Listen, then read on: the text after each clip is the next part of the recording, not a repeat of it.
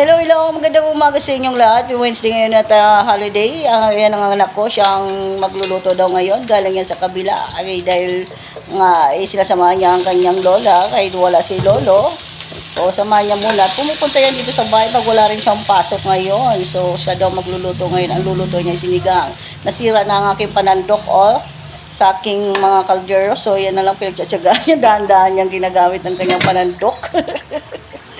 Tinapon ko na yun kasi yung kahoy dahil madumi na tingnan. So ito na, ayan kanyang niluluto, sinigang na baboy.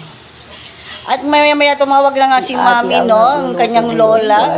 Ay nagpaalam na siya sa akin na mamaya-maya daw ay alis muna siya at ako na lang daw magpaluto ng patuloy ng pagluluto niya. Bantayan ko daw at timplahan. So ako na rin ang nagtimpla, tinimplan ko na yan. Ayan, Okay. Yan ang luto niya. Ayan ako siya. lang patuloy kay Ay, tinawag na nga. Akala ko yung malis na. Biglang kumanta. At ito na nga, nag-cravings din ako sa okra. Sabi ko, kailangan ko ng okra. Gumawa ako ng okra ko. Nilagyan ko na ng konting mantika, sibuyas, bawang. At pinakulan ng konting-konting tubig lang. Okra. Ganyan ba kayo magluto? Ako ganyan. Okra, parang nag-craving sa okra. Masarap yan. Cook. Ganyan kayo magluto. Ay, wag mo lang kung ganyan kayo magluto. Sa akin, bahala na. Bara-bara lang. Oops! Yan, oh.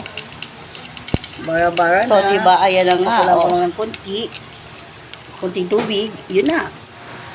At ito na nga, dahil nga sabi ko nga sa inyo, malapit lang tinatrabuhan ng aking isawa. Inantay ko lang siyang dumating para kumain. Dumating na nga siya. Ito na guys, sinanda na namin ang mga pagkain namin na hiniluto ng aking anak. At ang okra na aking niluto para sa akin. Dahil di naman sila kumakain yan. Tara na, kain na tayo. Kain na tayo, guys. Ready? Kain na At tayo, sinamahan guys. ko na rin ng soft drinks para medyo masaya. Ay. So, eto na nga guys, ng yummy-yummy na. Sarap-sarap ng ulam ko for today. Luto ng aking anak. Hanggang dito na lamang. Bye-bye!